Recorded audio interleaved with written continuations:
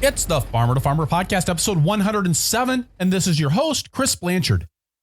My guest today, Hans and Katie Bishop, raised 15 acres of certified organic vegetables at PrairiErth Farm in central Illinois, marketing about $250,000 worth of produce through a farmer's market, CSA, and wholesale outlets.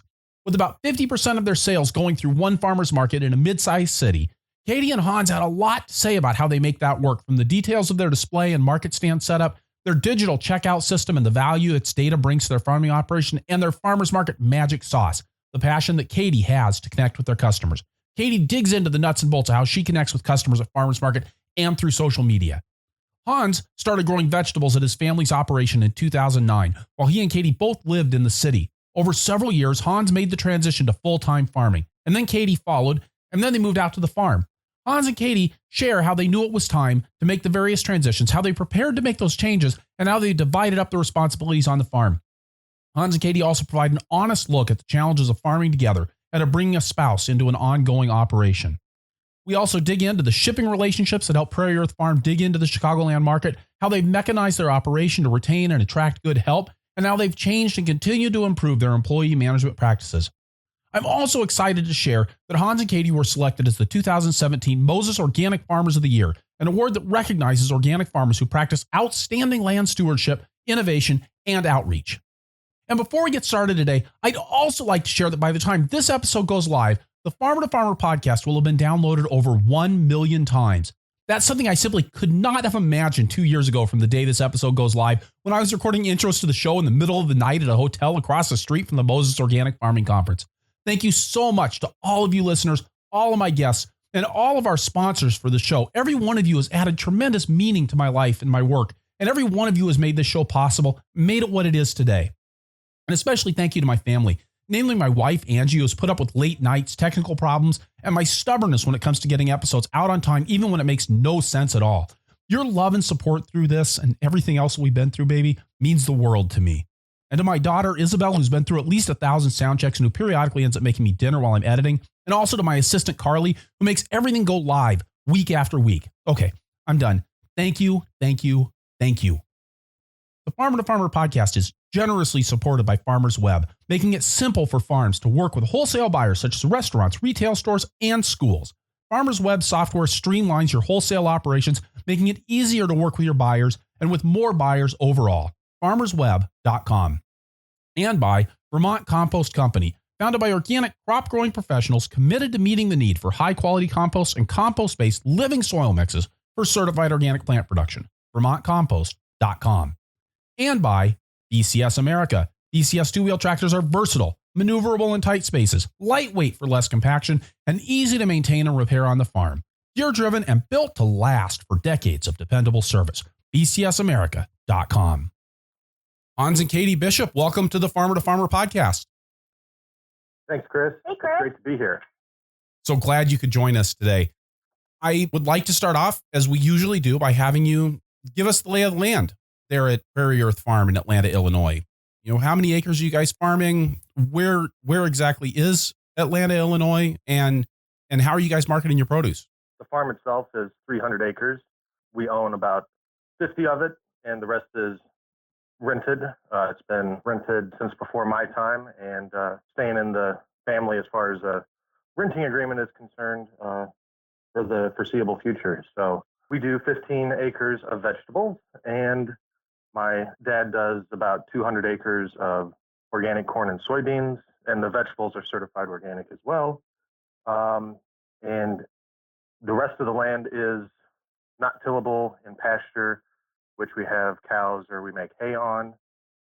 And by we, I mean my dad does that. So yeah, he's been farming since the late 70s when he purchased the owned land, and it's the farm that I grew up on. So I've got a lot of history here, and Atlanta is located in the heart of central Illinois, pretty much right in the middle between Bloomington and Springfield.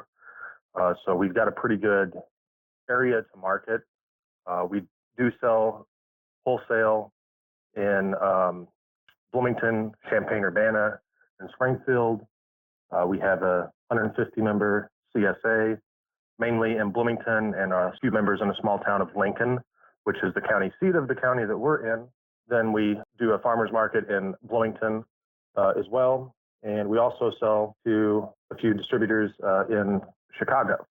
So we're kind of spread out as far as our marketing is concerned as well. How does that marketing divide up when you're looking at your markets? How much CSA, how much wholesale, how much is going into farmers market? So we are about 50% farmers market, about 25% CSA, and 25% wholesale. It's a really clean, even divide. I feel like a lot of farms that have CSAs, that tends to be the major portion of their operation, and then the other pieces kind of fill in around that, even if it is, a 50, 25, 25 split. But to have that 50% in farmers market, that's a pretty heavy emphasis on the farmers market side of things. Yeah, it is. We have a great farmers market in Bloomington and a really strong following and support there. So we're also able to charge a pretty fair price for our produce at the market, which helps, obviously. So we continue to put a lot of effort into that market just because it brings in so much business. So tell me a little bit about Bloomington. How big of a town is that? Bloomington is about 120,000, I guess, with normal Illinois. They're the smaller version of the Twin Cities. At least that's what they're called around here. So it's the Twin Cities. But it's about that.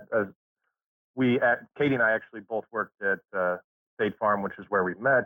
The corporate headquarters is there in Bloomington. They employ about 13,000 people. So that's a pretty significant chunk. And there's also Illinois State University there. And I don't even know how many people they employ, but that's certainly, I think, helps with awareness of the importance of organic food and organic agriculture in our community. With those three outlets, farmers market, wholesale, CSA, do you mind sharing about how much you're grossing every year? We gross $250,000 across the board with all of those things, or with all of those outlets combined. So you have the farmers market going out on Saturday. What are you guys doing for the CSA? Is that a straight box plan? We do a market style pickup. So basically, Katie and I always do the CSA pickup. It gives the CSA customers a chance to interact and talk with us. And we basically set things up just like we would at farmers market. Instead of prices or whatever that are on our boxes, it'll say, take a bunch of carrots or a bunch of beets, and folks can pick which specific bunch of carrots they want or which bunch of beets that they want. And we also, at the end of the line, offer an exchange table. So we'll bring like 6 or 8 different things, and they may or may not be in the share that week. And then somebody, if they don't like beets, they can swap them out for something else. It's never a guarantee as far as what's on there, but it's also a good barometer to see if everybody's getting tired of kale, if there's a table full of kale. So. Yeah, but it's usually like fennel or collards that always end up on our exchange table. And kohlrabi, that one's always on there too. Well, and rightfully so. It is a good way to kind of see what people are interested in or what things they're taking first. But we're really excited. Actually, just yesterday, we found and purchased a refrigerated truck, like a real refrigerated box truck. And that goes towards our goal of offering some home delivery options for our CSA members this year. So we're pretty stoked about that one. And how many CSA members do you guys have?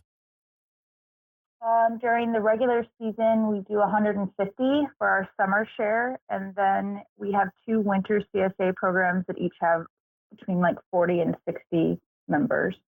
And with the winter CSA, are you guys doing a lot of season extension, or is that mostly root crops? It's mainly root crops, although we do have about 10,000 square feet of high tunnels. And usually we try to sell out or market all of those through the first CSA extension early in the year or late in the year, I guess it actually is. So we try to be done with season extension by Christmas time. So that way we're not out there covering and uncovering things in the greenhouse or trying to baby stuff along so it makes it through a really cold snap. I want to pivot back to the farmers market a little bit because I know, Katie, you've been doing a lot of work on outreach to other farmers about your guys' farmers market setup lately and how you make that work. And with it being such a big part of a pretty big operation, I mean, you know, if I'm doing the math right, that'd be about $125,000 a year that you guys are making at a farmers market in not a giant city. What's your magic sauce? Well, I think a lot of it just comes from a real strong passion to connect with all my customers. And that's the message that I share with all of my members. You know, there's so many attempts from major corporations and grocery stores to try and make it seem like they're providing local food. And the only way as small farmers that we can combat that is to really exemplify the relationships that we can build with our customers.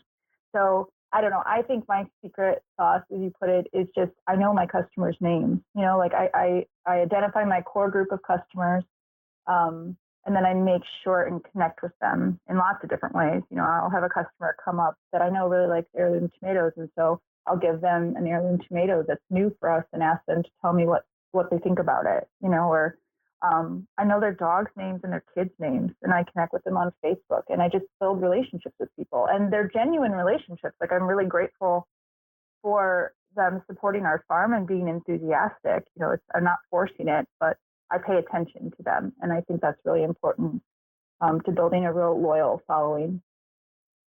So at the Bloomington market, you and Hans are there every weekend. Yeah, Hans doesn't really want to be. But I love it. I do. I love it. It's a great way for me to get to see the immediate, you know, payback when customers are totally excited about what you're bringing them. So yeah, we're definitely there and we're engaging with them constantly. So I always make sure I'm checking out or I'm available to answer questions about the produce. And when one of us aren't there, you know, if we have something going on and we can't be there, which is only about once a year, but when that happens, our customers ask, you know, where is Hans at? They're looking for him, and the same for me. I know they're looking for me too. So, does Hans sit there with a grumpy look on his face, like I don't want to be here, or does he actually get up and engage? No, he does. I mean, he just has that look that's Hans. You know, he's there. He's getting better. He's getting better. He is. He's engaging with the customers a lot more. And I mean, they know he's a lot more introverted than I am, and they appreciate Hans for Hans. So it's definitely a step outside of my comfort zone to be around that many people. And usually by the end of the day, I'm pretty drained because it just sucks the energy right out of me. But it's funny because I can come home after the farmer's market and still be able to do, you know, field work that needs to get done that maybe didn't get done during the week or something. And I've got an unlimited amount of energy to do that. So. Yeah, it's a different kind of energy flow, I think. Right. So what else? I mean, Katie, you talk about building relationships and obviously, I mean, at farmers market, I think that's a little bit different than CSA because, you know, you don't have the same people showing up every week and they haven't made the same kinds of commitments, but it also is something that takes time and energy. It takes work. How do you find the time and energy to do that? And does it fit into a system, or is it just more as on a because you're extroverted and you're a sensitive person, you just tend to you just get in the groove with it? I think it's a little bit of both. You know, I Hans jokes that I'm always on my phone, but the truth is I do make a lot of time for that connection, whether it's, you know, it's email or Facebook or Instagram or whatever. So that is something that's just natural for me. I enjoy connecting with people that way. But I found something that I really like to do, but I have to make time for it, is to handwrite thank you cards. So I think it's really powerful for a customer to receive a handwritten, personalized thank you card from us. And so I have to make a point to do that every week and identify the people I want to connect with and write that out. So that's something that's scheduled into my week. But otherwise, I think everything else is just really natural for me. And when you talk about connecting with people through Facebook, Twitter, Instagram, Are those your personal accounts, or have you set up a separate community for PrairiErth Farm? Well, I have a separate community for PrairiErth Farm. I've got multiple different communities. I have the standard business page for the farm, and then I have private groups that I've created for my customers. But I also have found that a lot of my customers want to connect on my personal pages too. So it's kind of become an extension of that. Have you found any challenges with that, with having to have that dividing line between your personal and your professional stuff? Oh yeah, especially this year with politics. I've wanted to be a lot more opinionated than I actually have been, because I'm trying to be aware of my customers' perception of me. So I actually created a separate Instagram account that isn't really public, so that I can kind of have my own identity separate from the farm. And that's helped a little bit, but it doesn't hurt that I'm not sharing political stuff. It's probably helped me stay just a little bit more sane anyway, but I definitely have to be aware of it. So one of the things that I've noticed on your social media is that you guys do a lot of graphics. I mean, you take a picture and then you've got words pasted over that in various fonts. You've got things that you've got little make it a local Thanksgiving graphics that you've put together. I mean, it goes beyond just adding words to pictures, and I really like that. What are you using to get that work done? Yeah, it's really important because they say you have less than half a second of your audience's attention on social media, so you got to use a photograph. And a lot of times people don't read the text in the actual message, and so putting it on the photograph helps. So I use an app on my phone. It's a free app called Pronto, I believe. I don't know if it's available for Android, but I know it is for iPhone. The best one, right? And then on my computer, I use a program called PicMonkey. It's PIC Monkey, and I believe it's like $30 a year, and you can create graphics or edit photos. Yeah, that seems like, I mean, that kind of an investment's nothing for what you guys are getting out of it, and clearly you're using that right to really good effect. Yep. Yeah, and obviously you could use Photoshop or similar programs like that. It's just there's a really high learning curve, and PicMonkey is really, really easy to use. So that's why we went that way. Great. Really appreciate that suggestion, Katie. And Hans, do you participate in that online community, or is that really something that's in Katie's bailiwick? That's really something that Katie has worked on and gotten really good at. It's cool to take pictures of equipment and share them with, maybe a community, small farming group or something that I'm a part of on Facebook, but I'm not the one that's connecting with customers. I don't think that's my forte. And it's just a lot better coming from Katie, because she knows how to connect with the people that are buying our produce. And connection and relationships are good and they're important, but of course you have to back that up with produce, right? Are you guys doing anything special with your displays or with your actual setup of your market stand? Yeah, we're very thoughtful about what we do at the market.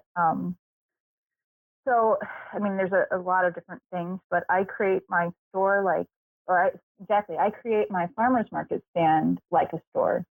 So everything has to be very clean and tidy, and it looks abundant and unique. I don't want my stand to look like everybody else's stand, because our stand kind of becomes our personal brand. It's our trademark.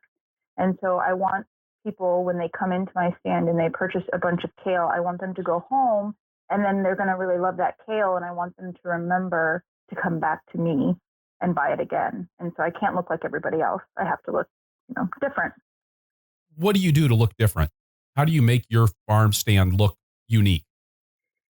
Our stand, we definitely use color a lot. So our vegetables are displayed with some thought about how we're staging them. And so we're not going to have just a wall of greens. We're going to throw in some scarlet turnips and some purple kohlrabi, and we use color a lot in how we display things. We also keep it vertical, so we use double stacked wooden crates so that people can see it from across the street. I really, really hate displaying produce in the harvest tubs that, you're using out in the field, especially if they're just laying flat on the table because people can't see them when they're walking by. So why would they want to stop?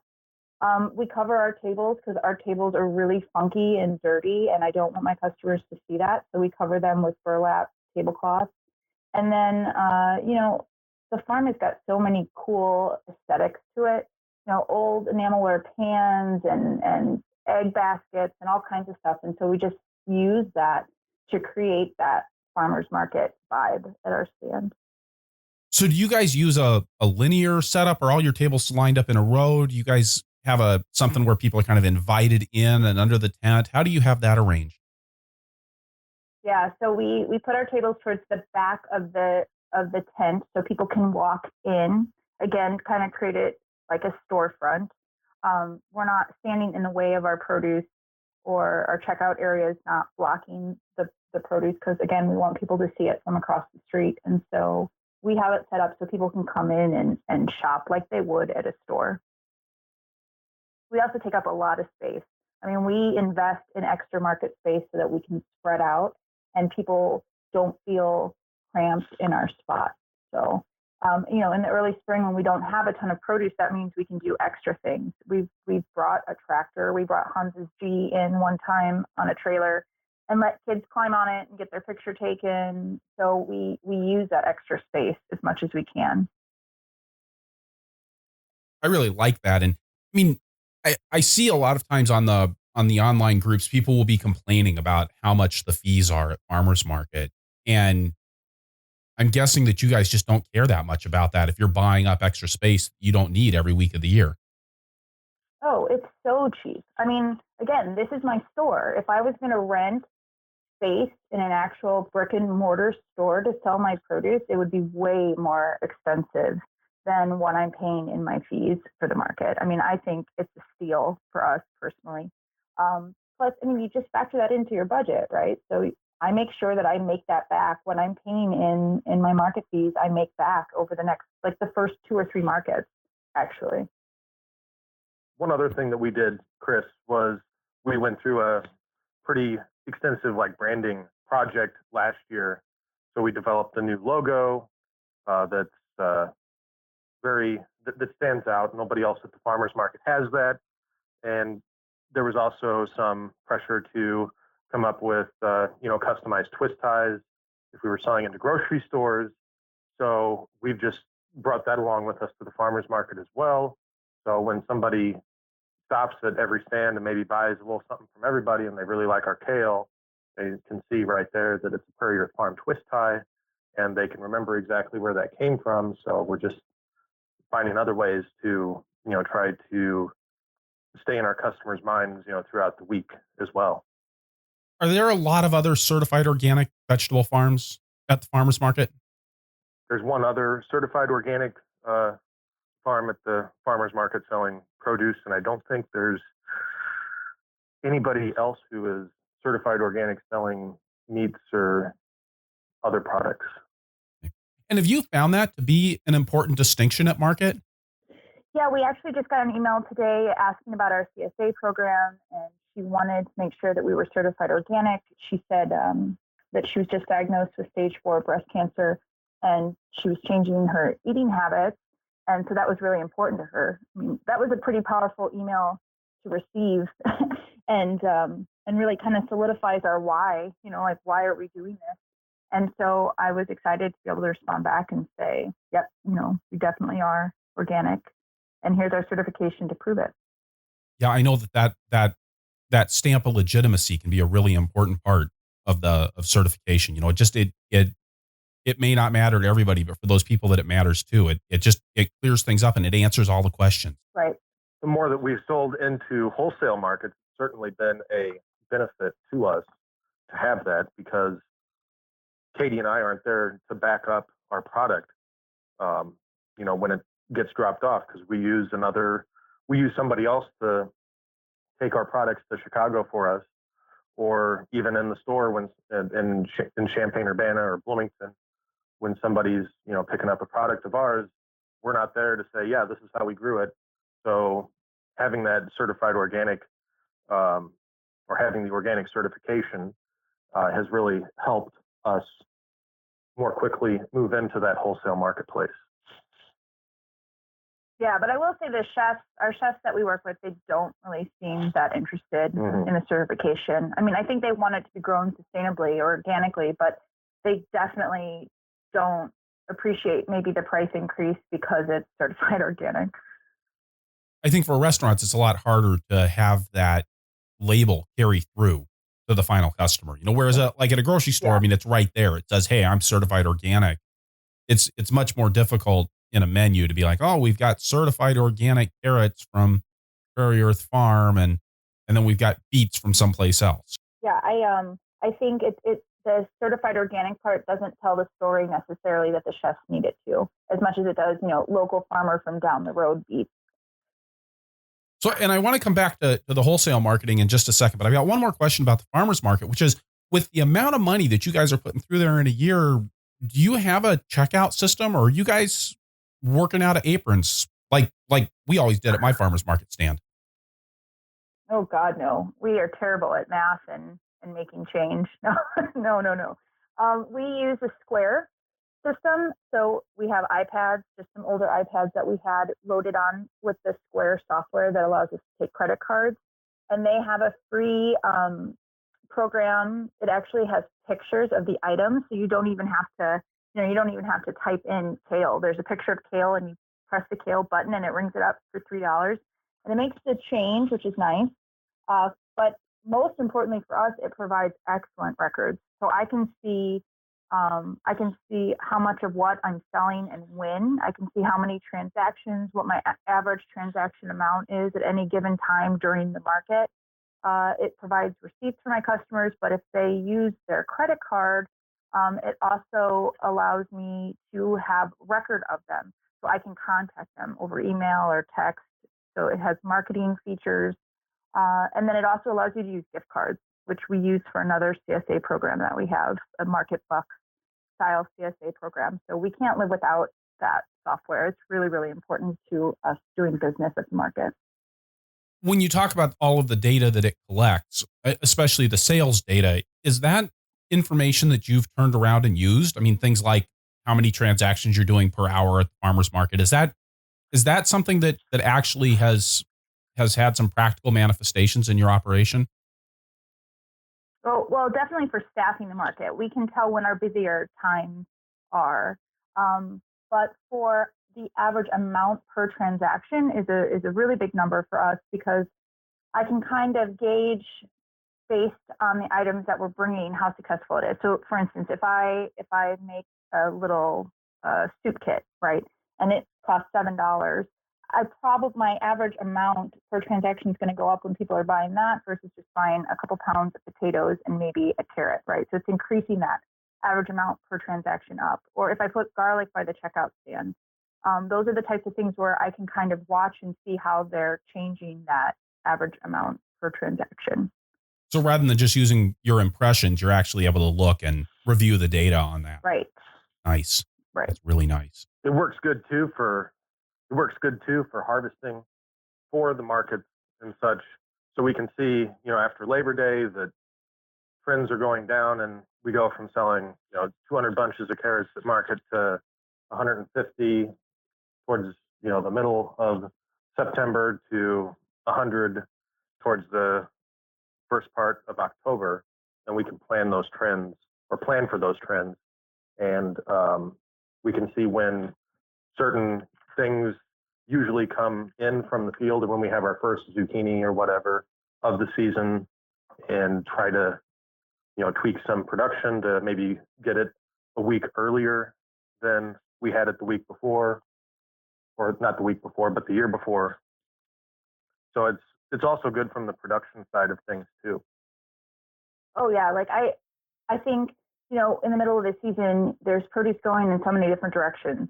Wholesale, CSA market. It's kind of hard to keep track of where it's all going. And it was, I think this year we looked back and we realized we're really not selling very much eggplant at the market.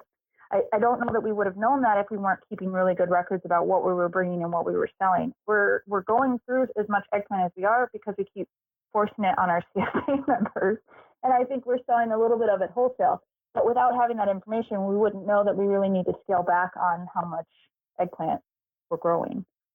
Is having people go through that checkout process, does that slow you down? I mean, I know one of the things that I really liked about the farmers, I know that one of the things that I really liked about just using the money belt, right, is that I could just sit there and, I mean, we could make transactions just as fast as I could go. I didn't have to wait. I wasn't limited by the number of iPads that I had on my stand. Everybody who was there could check somebody out.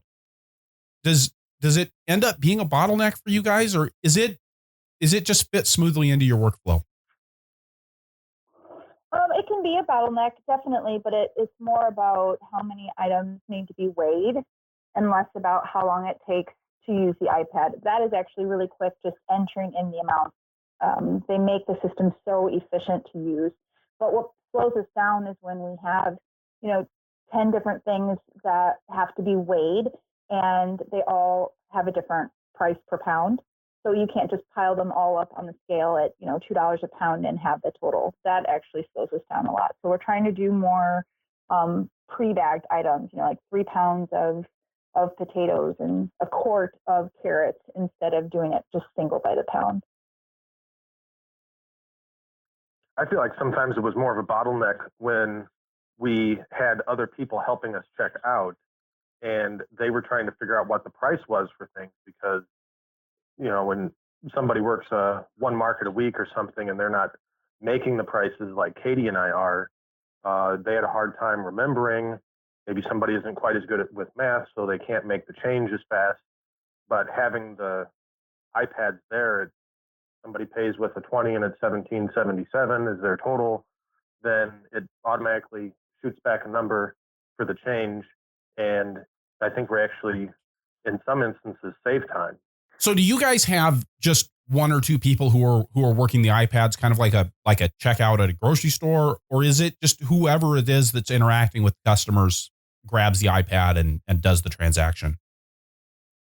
We set up a table in one of the ends of our stand, and usually it's 3 to 4 people that are checking, 3 to 4 employees that are checking customers out. Sometimes I'm going through the line. If somebody just has bunched or bagged items, I can pick people out and say, all right, you don't have anything that needs to be weighed. That's $12.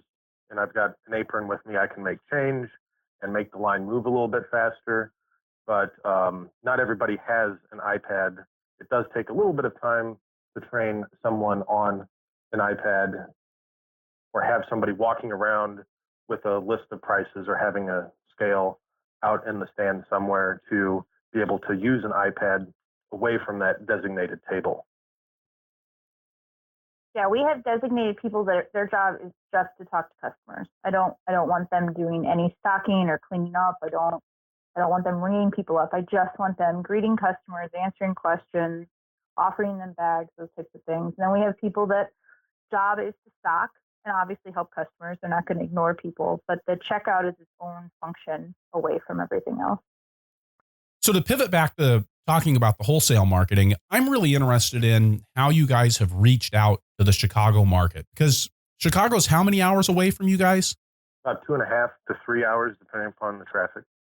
And of course, you're talking about traffic in Chicago. And so, and Chicago's not like this nice compact little city where you can go do your deliveries and be done.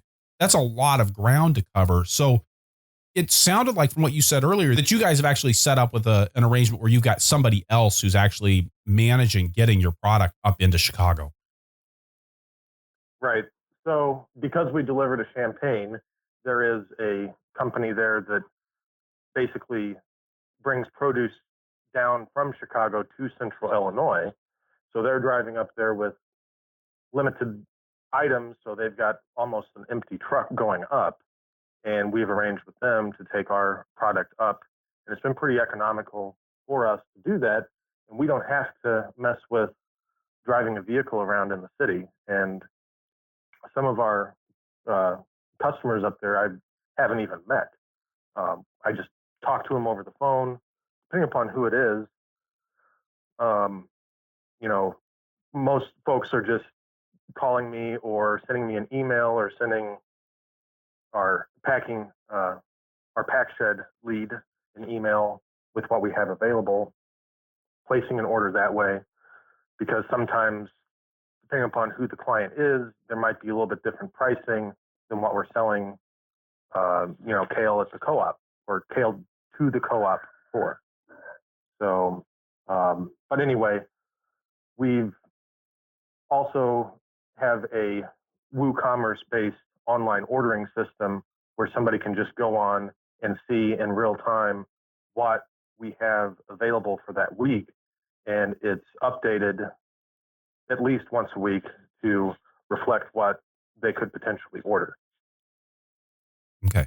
So are you guys, the folks that are trucking stuff up to Chicago for you, are they distributing the product? Do they actually take possession of it and market it out from there? Or are you the one that's maintaining all those relationships? I guess that's a lot of questions all rolled into one about how this whole thing works from a logistical standpoint. Right. So we're maintaining the relationships with our customers, and our customers are contacting us, or we're contacting them to get orders. And basically, I'm just telling Central Illinois Produce that, hey, I need you to stop here, here, and here for me this week. And when we drop things off, we put, those 3 orders on separate pallets and put the invoices in, shrink wrap them on the pallet, and then they handle the delivery to those places. Sometimes they're going there anyway to maybe drop something else off from another location, but it's still maintained. It's not Central Illinois Produce products, it's PrairiErth Farm products, and Central Illinois Produce is just the company that's handling the delivery for us. Right. You're essentially cross-docking through that operation. Exactly. Mm-hmm. And because we have other wholesale customers in Champaign-Urbana, we're going there anyway. And before we developed this relationship with Central Illinois Produce, we were using another farm who was stopping at our farm on their way to St. Louis. And then they would backhaul our product back to their farm, drop it off at the end of their route in their coolers, store it overnight, and then reload it in the morning when they went to Chicago. And there was a higher expense for us because of the convenience of them just coming to the farm.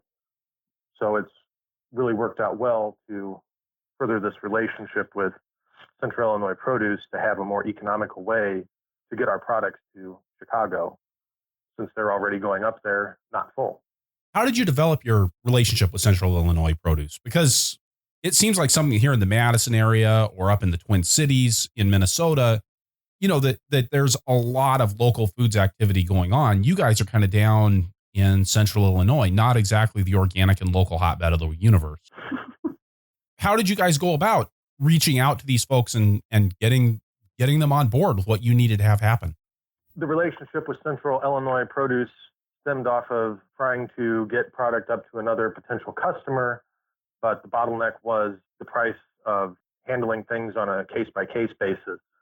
This customer provided me with the contact information for Central Illinois Produce, and we did a 3-way call and basically introduced ourselves. And from there, I just communicated directly with Central Illinois Produce. They, one time, were able to come to the farm directly and pick things up, but that was a little bit too big of a hassle. And we just continued to work at it and communicate about how we could make it easier for both of us. And that was when we actually started talking about where their location was, and it was just down the street from the co-op that we were going to once a week anyway. So that's how we started bringing things directly to them instead of having them come directly to the farm or trying to work something out where we meet somewhere along their route to exchange things. So I might just say it sounds like it's a win-win for everybody, right? You had a customer who said, hey, I'm already getting stuff. I already have a pre-existing relationship with this operator. And so that operator had an interest in keeping that customer happy. And that just you just worked that relationship. Exactly. When you're delivering stuff then to Central Illinois Produce to put on their truck, are you guys breaking up the orders ahead of time so that they know what boxes are going where, or how exactly does that work? Well, obviously each box has a label on it with what where the box is from. So it's got our farm name on it, and then it says where it's going to. When we deliver things, we break stuff up by stops. So the co-op's in one stack, Central Illinois Produce is in another stack, and there might be 2 or 3 different orders in the Central Illinois Produce stack. And when John is doing the deliveries, he just separates it if things are going 3 different directions, sets up 3 different pallets, and separates them out at Central Illinois Produce, puts them on the pallets, shrink wraps them with the invoice in there, and makes sure that whoever is there at the receiving dock is aware of where they need to be going and passes an invoice off to them. Right. So you're setting up the orders for Central Illinois Produce. So they're not doing any sorting and having to go, oh, I need to take 2 beets off of this stack to take to restaurant A and 1 beet off of the stack to take to restaurant B. That sorting is already taken care of for them. Correct. So I'm curious what kind of volume you're doing through that route. I mean, if you're talking about separating orders out onto pallets, I mean, are we talking 3 boxes or are we talking 20 boxes on a pallet? Yes. Okay. Sometimes there may only be 3 boxes on a pallet, but that's how they load things onto their trucks. And it just kind of shows, how well this relationship, in my opinion, is working, because they're empty going up to Chicago, or relatively, so they do have room to do things like that. All right. With that, we're going to stop here, take a quick break, get a word from our sponsors, and then we'll be right back with Hans and Katie Bishop from PrairiErth Farm in Atlanta, Illinois. The Farmer to Farmer podcast is sponsored by Farmers Web, software for your farm. Farmers Web makes it easy to work with your buyers, saving you time and increasing the number of buyers your farm can work with overall. Use the software to inform your buyers about your farm, your product availability, delivery days, pickup locations, and more. With Farmers Web, your customers can place their orders online, or you can enter them for buyers who place their orders by text, phone, or email. You can define payment terms for different buyers, give select buyers special pricing, and generate pick lists, packing slips, and product catalogs for your customers. You can keep track of payments that you receive by check or COD, or buyer payments by credit card go right into your bank account. Farmers Web can even help you coordinate deliveries with neighboring farms. You can pause, cancel, or switch plan types from month to month at any time, even during the off-season. FarmersWeb.com. And perennial support for the Farmer to Farmer podcast is provided by Vermont Compost Company. Vermont Compost potting soils are a really special product. I use Vermont Compost Sport V as a blocking mix and potting soil for over 12 years on my farm, and we grow great transplants with it. I mean, really great transplants year after year, and we save time, money, and management hassles compared to mixing our own. At a time in the organic movement when we're seeing more and more companies jumping on the organic bandwagon, Vermont Compost is a reminder of the art and craft of making a great organic potting soil. One thing I've always appreciated about Vermont Compost is their ability to put out a consistent product year after year after year. And in something that's a subject of as many variables as market farming, it's nice to have something you can count on. VermontCompost.com. And we're back with Hans and Katie Bishop from PrairiErth Farm in Atlanta, Illinois. So you mentioned that you guys are farming on family land, and that you're part of a larger farm where Hans's dad is growing row crops and some livestock. Tell us a little bit about coming back and starting up the vegetable side of the operation. When did you guys come back and start making that happen? 2009 was when we planted our first seeds. And we had been interested in local food and organics and stuff like that for maybe a year or so before. And we had, like I said, before we were working at State Farm, I worked there for about 10 years. Katie was about 15 years. And over the last couple of years that we both worked there, we were spending a little bit more time coming out to the farm and just seeing what was going on. Because when I left, when I graduated high school, it was, for the most part, still a conventional farm. And, we always had livestock on the farm. So we always had cows and chickens and stuff like that. But my dad was still doing it, conventionally at that point.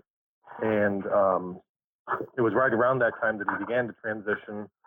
So it was just new again. And it was a whole lot different than what I remembered it as a kid.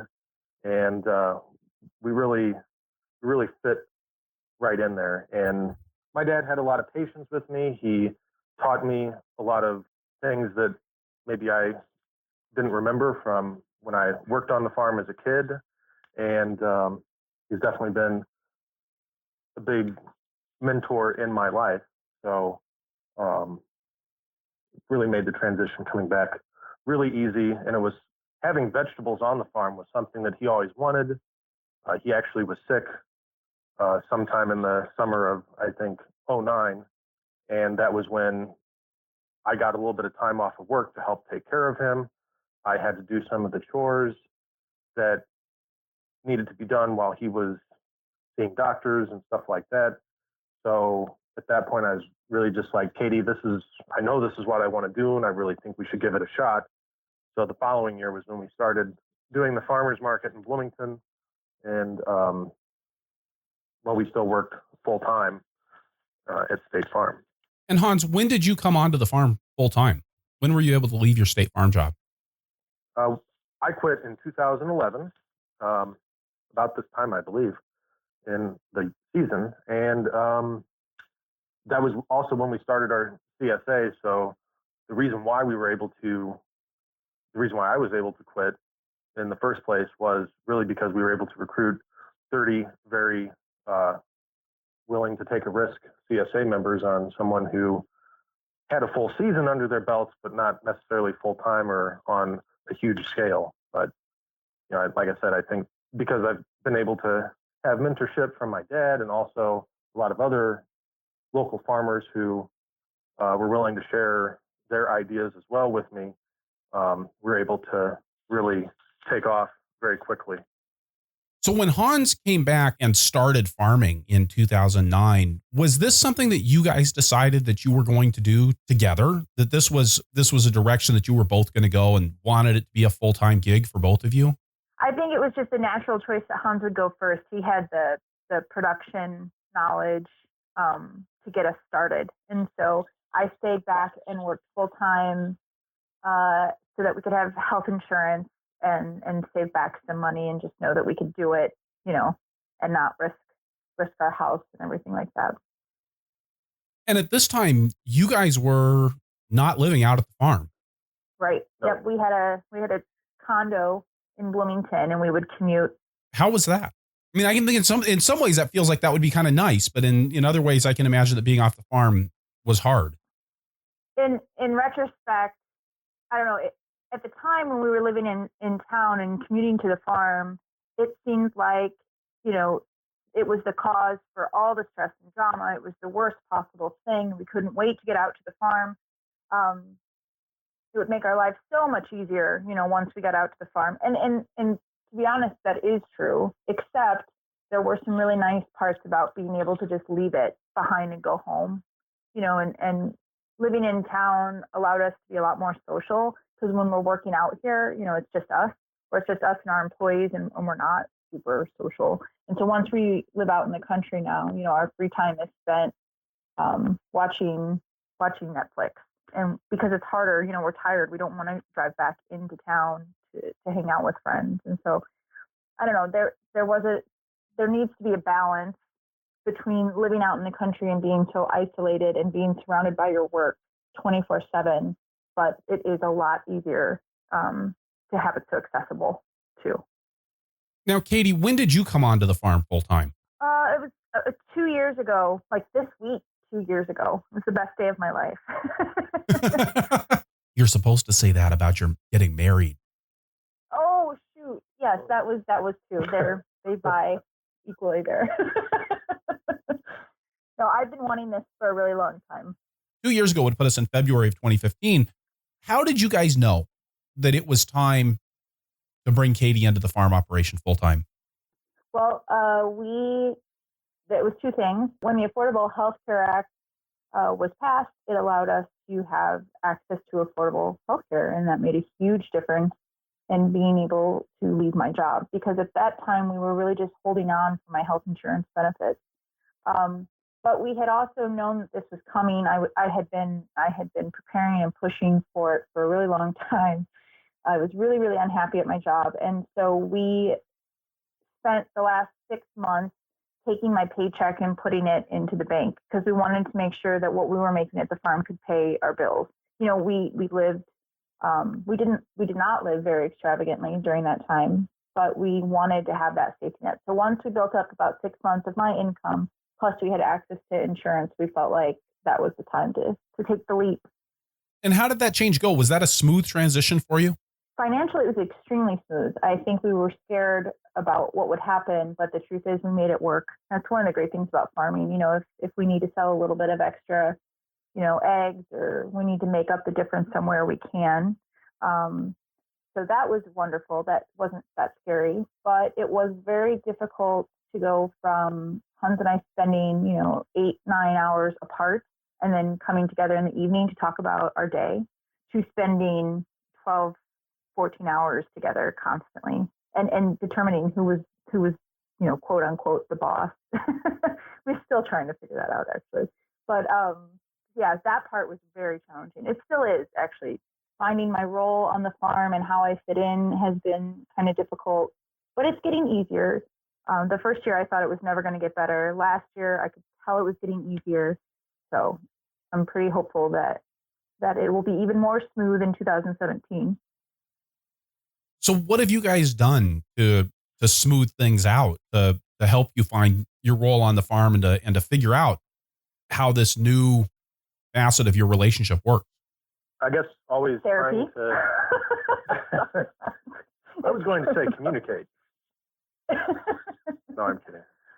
Yeah, but I mean, really, the therapy helps with that, so it's kind of intertwined. Yeah, so we really try to communicate, and we had no idea even how difficult that was going to be in the first season that Katie was here. So this past year, we started working with a therapist that really helped us develop some good ways to communicate more effectively with each other, because that's really what a lot of it was about, trying to figure out where my jurisdiction stopped and Katie was responsible, or, how to work through a problem. If somebody doesn't bunch the beets correctly, where is each person responsible, or is it just one person that's responsible? So just working through Right. things like that, and having somebody else who's neutral and, discussing those problems helped out a lot. And really, I would imagine focusing on strategies rather than resolving individual situations. Right. But also just a way to get your emotions out. I mean, I remember the first year, I was so frustrated with employee management, or I was so frustrated with the rain, it wouldn't stop raining. And when you work in a corporate environment, every procedure, every system is beta tested. You're set up so it's really hard to fail. And at the farm, that's not the case. We were failing left and right. It felt like there was so much stress, and I couldn't express that in the moment to my employees.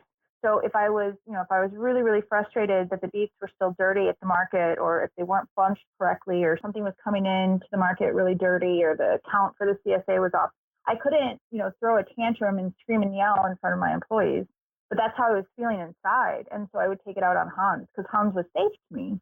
But I don't think I really understood the stress that he was dealing with out in the field on his own, and then to have to shoulder mine as well. So just having someone who has nothing to do with the farm just listen to me talk about how stressful it is, and be able to vent about those things kind of creates that safe place that we needed. Now, we haven't really talked about this up to this point, but I've been working with both of you in a consulting capacity for, I think it's like 3 years now. I think it was actually before Katie came onto the farm full time. It's so long that I can't exactly remember. But one of the things that we've spent a lot of time working on is employee management and relationships with employees. And Katie, you were just talking about how that can be a challenge, especially when things aren't going right. When you've got dirty beets at farmers market, or the counts off at your CSA packing time. What have you guys done? How have you, I guess I'd be interested to hear you talk about your growth in that area, and how you guys are managing employees better now than you were 3 years ago or 5 years ago. Well, a lot of it has come through the use of your forms that you introduced to us. And,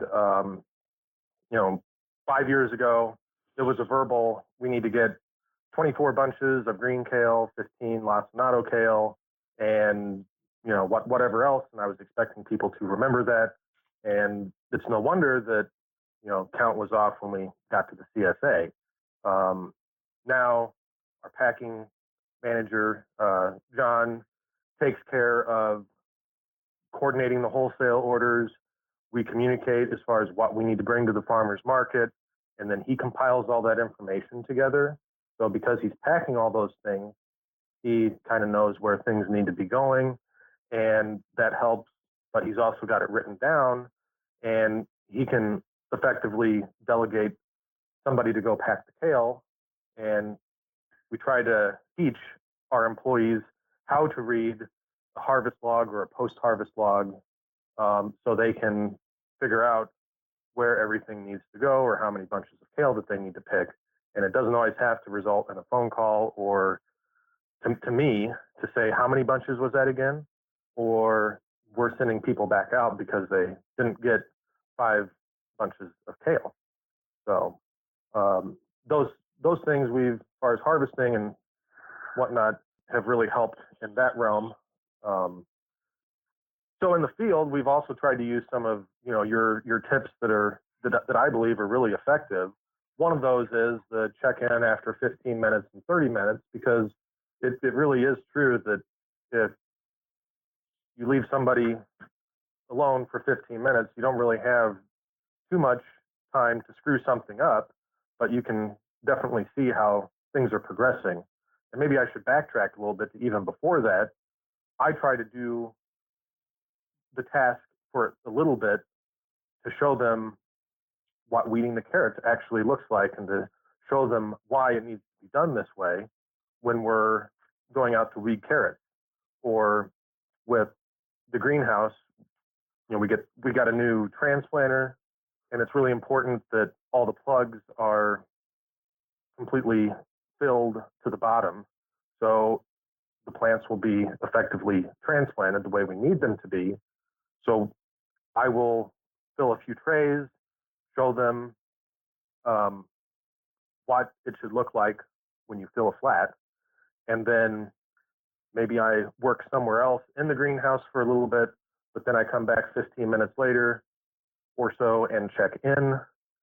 Maybe it's a little bit longer if they've been doing it for a while, but just trying to keep tabs on people at crucial time increments is important, I believe. So there's time to correct it before something really goes awry. Great. Hey, thanks for the plug there, Hans. Anytime. I know that one of the other things that you guys have worked on is and you talked about this earlier, is this dividing up of areas of responsibility, in particular between you and Katie.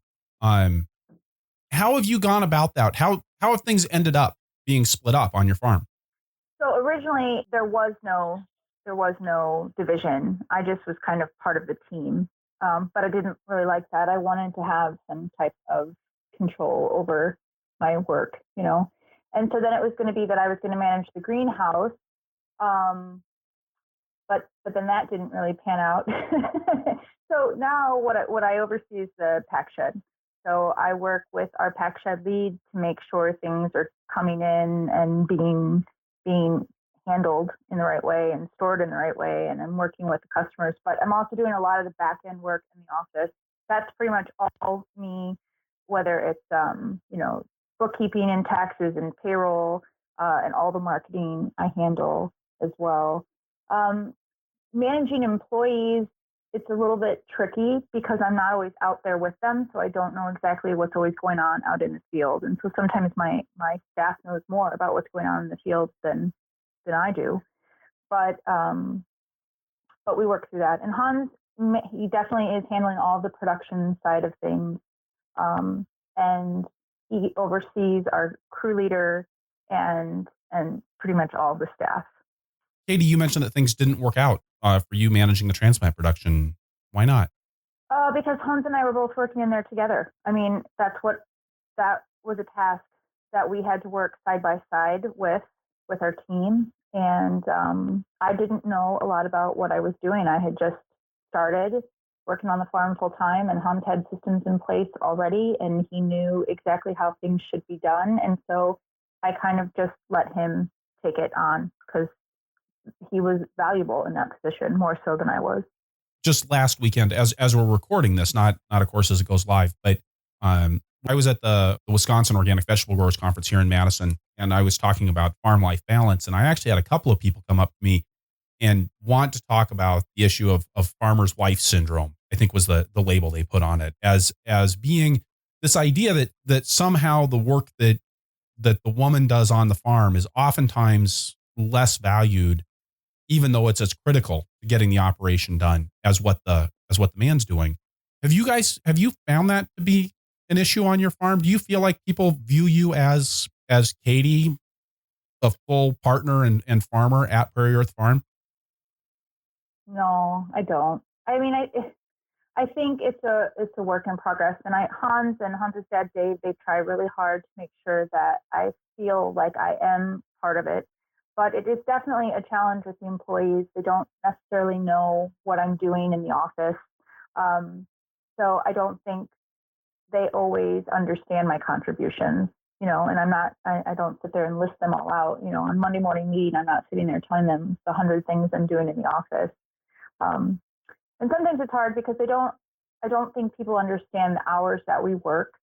So just because I'm not out there in the field every single day, doesn't mean that I'm not working until 11 o'clock at night typing the CSA newsletter or returning emails. And so that's kind of challenging. But I always joke around.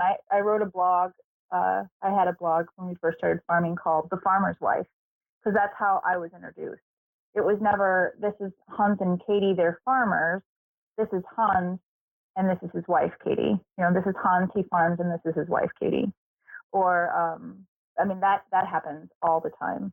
And to a certain degree, that was kind of true at the beginning because Hans did do almost all of the farming, and I was still working full time. But now that's not the case at all, and I kind of resent it. But I think people's minds are being changed when they actually see how much work goes on out at the farm. It's also just reminding myself of the value that I'm bringing and trying not to worry about what other people think. Because I know I'm working my butt off. Like, I know I'm exhausted at the end of the day not because I haven't been doing anything, but because I've been making contributions to the farm, and sometimes I just have to worry about how satisfied I am and not worry about what everybody else is thinking. I mean, we certainly couldn't grow 15 acres of vegetables without Katie's contributions, and things wouldn't be as organized as they are on the other side of things in the office if it was me running the show. And that's not my strong point. And that's what makes us such a good team, is because I'm able to do what I'm good at, and Katie's able to connect with customers and do what she's good at and work with me on things, not necessarily together, but work with me. And we're both using our strengths and making the farm a better place, making the farm a better place. So to turn and talk just a little bit about production, you guys have expanded and grown a lot during the time that I've known you. And I don't remember the exact acreages, but you've made a lot of changes on the farm during that time. And I'd like to hear just a little bit about how you've gone about growing the farm over the last couple of years, especially, bringing on another person full time does mean that you generally are going to be expanding your production in order to accommodate and create the income to support that person's wages or that person's needs for living expenses from the farm operation. So how have you gone about doing that? Yeah, so a lot of it has been through mechanization, and obviously growing up on a corn and soybean farm, things are pretty much completely mechanized. Nobody's out there shoveling grain by hand. So at any rate, I guess I've always felt comfortable around machinery and stuff, and trying to find ways to make things more efficient that way, both for profitability standpoint, but also from our employee standpoint of not being on their hands and knees all day transplanting lettuce or onions or something like that, has been important, I believe, in order to retain and attract good help. So that's one strategy. this past season was the first time we used the Scott Viner carrot harvester, and I think that that's probably one of the most valuable tools that helped contribute to our growth over the last few years. Fruit storage was one way that we tried to add on some additional revenue, was selling produce year round. So at the end of the year, we wound up with this huge push 2 days before it's going to be 15 degrees in first part of November, trying to get all these carrots, beets, radishes, you name it, out. And this past year, it was such a relief to have less time invested in more crops and happier people, because they weren't out there pulling carrots up, ripping tops off, putting them in bags, lugging the bags around and stuff like that. So I guess that's one way that we have approached that aspect. How have you decided where you're going to make those investments in automation? I mean, there's lots of things you can automate on the farm. I mean, starting this week with seeding onions, right? You could be automating flat filling, you could be automating seeding, all the way, like you just described, through harvest, really putting in the money and the effort on getting that FMC, that Scott Viner root digger working. How have you picked and chosen where to make those investments? I guess just trying to keep track of where people have been unhappy doing jobs in the past, or where jobs seem to be a little bit too tedious. So you mentioned seeding. So this past year was our first year of doing complete plug flat system. Before, we were doing a few flats and soil blocks, and it was really difficult to manage it. So I guess streamlining things a little bit more, so we don't have two systems going on in the greenhouse simultaneously, was one way to kind of help that out a little bit. But we have a vacuum seeder from Carolina Greenhouses that basically seeds a whole flat at a time. And I think we did 20,000 onions last year in about a day with 3 people working on it. So I think that's pretty good. We've tried to make things a little bit more routine, or develop systems for things. So after the flat is seeded, one person's putting vermiculite on it, then they're giving it a water, putting it straight into the germination chamber, and we're not trying to rearrange the greenhouse 5 different times to find enough space on heat mats to put things. And having good equipment has really helped us streamline those things. So once we get to the field, we take as many transplants out on a hay rack as we can, use the mechanical 5000 to put them in.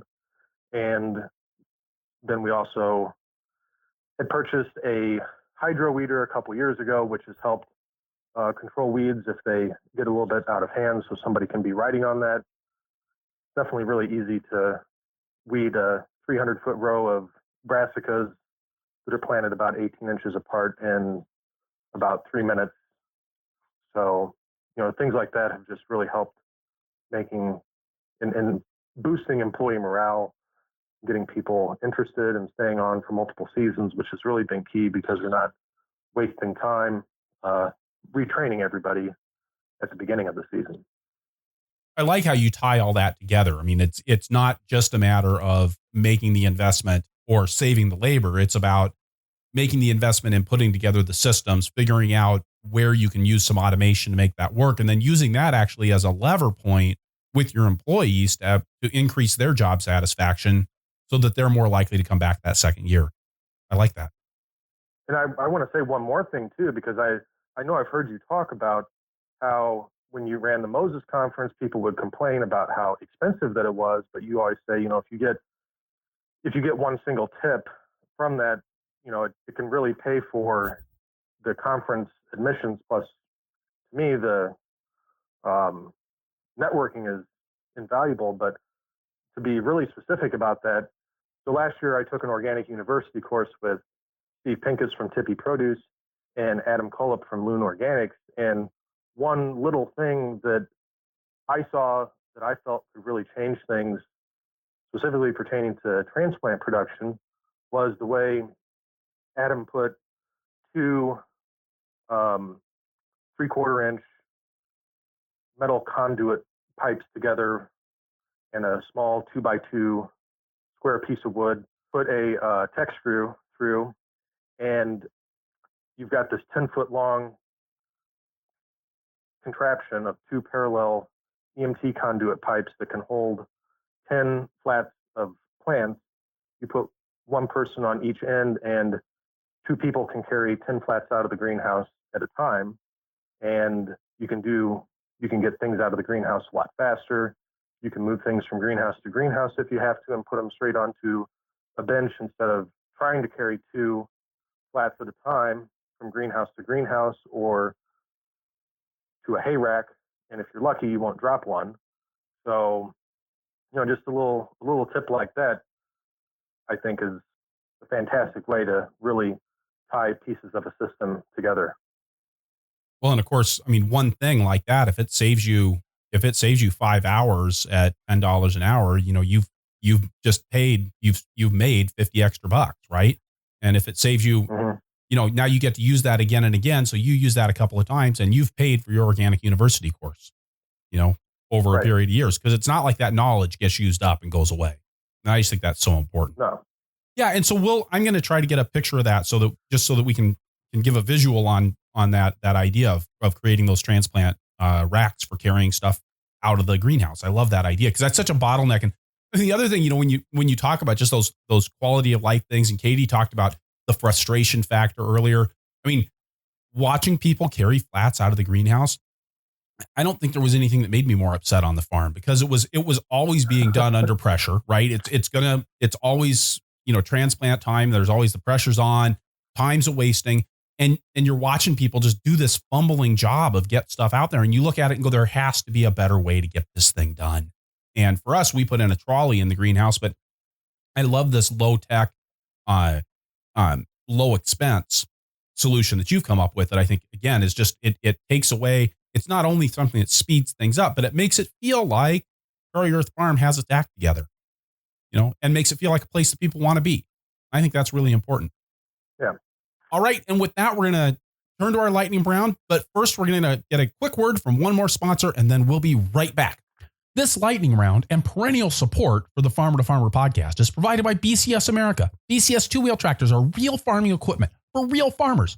And with PTO-driven attachments like rototillers, flail mowers, rotary plows, power harrows, log splitters, snow throwers, even a utility trailer and a new water transfer pump, you've got the tools you need to get the jobs done across the farm and the homestead. On my own farm, we went through a number of so-called solutions for mowing and tilling before we finally got smart and bought a BCS. Even though we owned a four-wheel tractor to manage our 20 acres of vegetables, that BCS tackled jobs that we simply couldn't do with the larger machine, from mowing steep slopes and around trees to working in our high tunnels. Plus, they're gear-driven for years of dependable service. Check out bcsamerica.com to see the full lineup of tractors and attachments, plus videos of BCS in action. All right, and we're back, and it's time for the lightning round. So, Katie, I'm going to start with you. What's your favorite tool on the farm? Oh, this one is easy and probably pretty predictable, but it's my phone. I use it obviously to take pictures. I'm on Facebook and Instagram, and basically every single moment of my life I'm spent on my phone. So definitely my phone. Hans, what's your favorite tool on the farm? I guess if I had to pick one thing, it would be the cool box, because that's what we use in all of our refrigeration.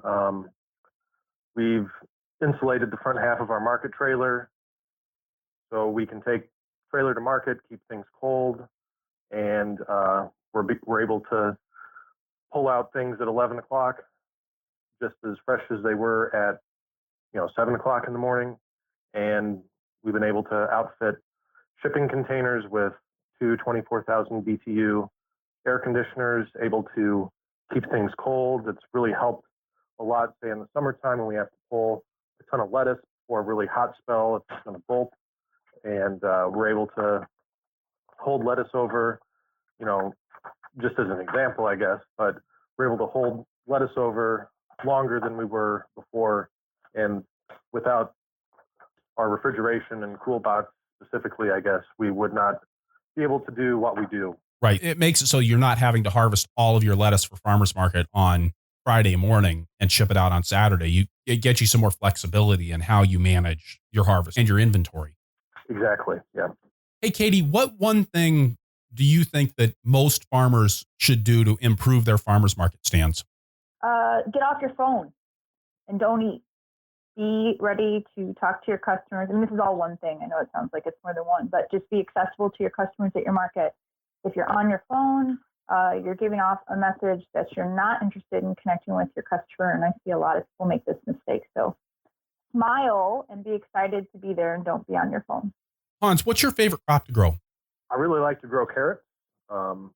Really like to get into the rhythm of planting them every 3 weeks during the season. And it's exciting to harvest them, especially when we got the FMC Scott Viner working this fall. Very rewarding after a challenging year of growing things to be able to see the carrots roll up the belt, get topped, and come out the back ready to go in the cooler. Now, Katie, I know you're not so involved in the growing side of things, but what's your favorite crop to wash, pack, and sell? Tomatoes, I think, heirloom tomatoes specifically. Definitely not cherry tomatoes. Heirloom tomatoes, because I personally find them to be absolutely delicious, and we don't eat tomatoes at all over the winter, not fresh tomatoes. So when the first ones come, I'm ready to just eat them all, and I don't want to share them.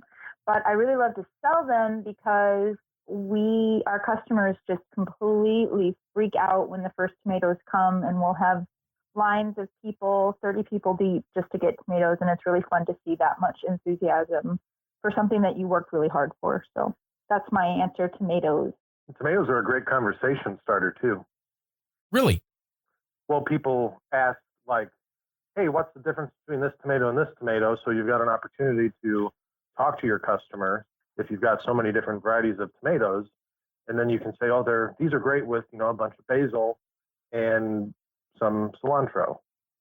So then you have an opportunity to, sell a little bit more at the market. Right. Or maybe that would be better. Green tomato ripe? Well, no, is a green Cherokee tomato, is it ripe? Or the biggest two questions are, did you grow these? And why are they so expensive? And we know that you grew them, right? You guys do grow everything that you sell, but why are they so expensive? I mean, is there? Maybe that's a dumb question. I think anybody that grows them knows. No, I am not afraid to describe the growing practices and what it takes to bring those tomatoes to market. And the investment in the hoop house and the hand picking tomato hornworms off, and that they each have to be trellised, every week, and all of that. I mean, everything that goes in from starting it to a seed until what it takes to get there. And then when we're talking about heirloom tomatoes, I can tell them how many get thrown in the compost pile because of cracks and that I can't even bring. I don't know if it makes them feel any better, but I feel better telling them that. Well, in some ways, when you're faced with that question, that's really the important part. Right. So, Hans, what are you going to be doing differently on the farm this year? Well, I think one thing that we're going to be a lot more intentional about, another, suggestion from you, is meeting with our management team on a more regular basis, and not just meeting or discussing problems that arise, but also trying to, just discuss how are you feeling and how are things going. And, like I said, not making a meeting a negative thing, because in the past we haven't been super good at that. Usually when we have a meeting, it's because there's a problem with the beet bunches or the kale bunches, or there's a problem that's already there. And at that point, it gets to be a little bit difficult to, have a positive resolution in that situation. So kind of a way for being able to head things off at the pass rather than waiting until they've swelled into a bigger problem. Exactly. Mixing my metaphors there, so sorry about that. So, Katie, if you could go back in time and tell your beginning farmer self one thing, what would it be? I think that I would tell myself not to be so afraid to leave State Farm sooner, that I have everything it takes to do this, and not wait so long to have left my job at State Farm. So that's one. The other one is that I think when I got into this, I didn't really understand the commitment that the farm was going to take. I didn't understand that I wouldn't get 4th of July off, or that I wouldn't be taking vacations in the summer when everybody else was. I didn't understand how the farm always comes first in so many instances, and that was really hard for me to accept. So I think if I could go back and just, tell myself that it wasn't going to be growing flowers and sitting under the tree and, just this really hippie ideal of what organic farming was. I didn't realize how much work and commitment it was. So I don't know that it would have changed my mind, but I think I would have had my expectations set at the beginning, and it wouldn't have been such a struggle to try and adjust. Hans, how about you? Don't be afraid to try a different way of doing things. The way that you're first taught may not be the way that you wind up doing a specific task in the future, and just be open to new ideas of how to do something. So I always approach a situation with a pretty open mind now, and I'm always interested to see or hear how somebody does something, and maybe try to take a little something away from that and learn from that experience. Hans and Katie, just one more thing that I haven't said directly to you. I did mention it in the introduction to the podcast, but congratulations on your selection as the Moses Organic Farmers of the Year. That's a really big deal. And thanks, Chris. I think it's awesome. Thanks. Yeah, this is a dream come true. Very much. Thank you so much for being part of the Farmer to Farmer podcast today. My pleasure. Thank you for asking us. It was so much fun.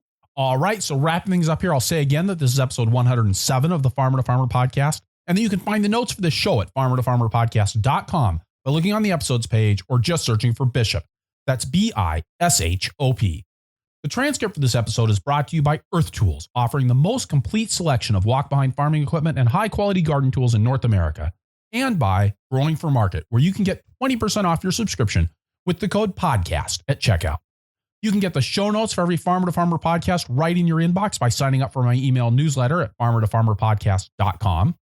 And I'm not going to do this for everything that comes along, but the National Young Farmers Coalition is asking farmers all across the country to weigh in on the issues that matter the most to them so that we can advocate for policy solutions in the next farm bill.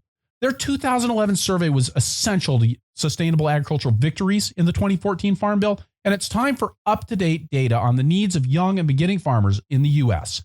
Go to youngfarmers.org/survey to weigh in. Your voice matters. Also, please head on over to iTunes and leave us a review if you enjoy the show, or talk to us in the show notes, or tell your friends on Facebook. We're at Purple Pitchfork on Facebook. And hey, when you talk to our sponsors, please let them know how much you appreciate their support of a resource that you value. You can support the show directly by going to farmertofarmerpodcast.com/donate. I'm working to make the best farming podcast in the world, and you can help. And speaking of help, I'd like to start a tractor in thanks to Simon Ziegler and Scott Snodgrass for their support of the show. Finally, please let me know who you would like to hear from on the show through the suggestions form at farmertofarmerpodcast.com, and I'll do my best to get them on the show. Thank you for listening. Be safe out there and keep the tractor running.